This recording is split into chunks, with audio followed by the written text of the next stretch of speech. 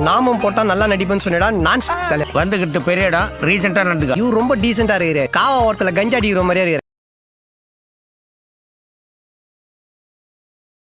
Hi hello friends, welcome back to our channel. So இந்த வீடியோவில் வந்து ஜியோ ஹாட்ஸ்டாரில் பார்த்தீங்கன்னா ஒரு கிரைம் த்ரில்லர் சீரீஸாக வெளியான மிஸ்ட்ரி அப்படின்ற சீரீஸோட ரிவ்யூ பற்றி தான் இந்த வீடியோவில் பார்க்க போகிறோம். இந்த சீரீஸில் டோட்டலாக பார்த்தீங்கன்னா 8 எபிசோடு இருக்குது. சரி, கதை அப்படின்னு பார்க்கும்போது நம்ம ஹீரோவான ராம் கபூர் பார்த்தீங்கன்னா ஒரு எக்ஸ் போலீஸ் ஆஃபீஸராக இருப்பார்.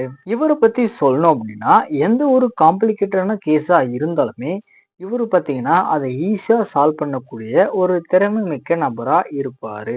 இருந்தாலுமே இவருக்கு பார்த்தீங்கன்னா ஓசிடி, அதாவது தானும் தன்னை சுத்தி இருக்கிற எல்லாமே பார்த்தீங்கன்னா சுத்தமா இருக்கணும் அப்படின்னு சொல்லிட்டு ஒரு ப்ராப்ளம் இருக்கு.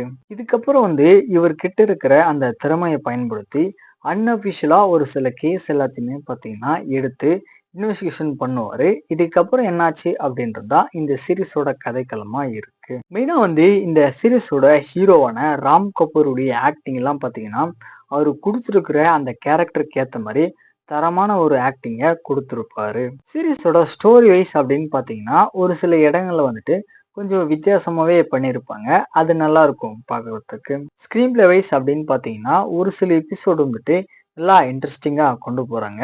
ஓவராலா பார்த்தீங்கன்னா கொஞ்சம் போர் அடிக்கிற மாதிரி தான் இருக்கு. ஸோ சீரீஸோட தமிழ் டப்பிங்குமே பார்த்தீங்கன்னா நல்லா லிப்ஸிங்கோட தான் பண்ணியிருக்காங்க. ஃபைனலாக வந்துட்டு இந்த சீரீஸ் பார்த்தீங்கன்னா ஒரு one time watchable crime thriller சீரீஸில் தான் வந்திருக்கு. ட்ரை பண்ணி பாருங்க.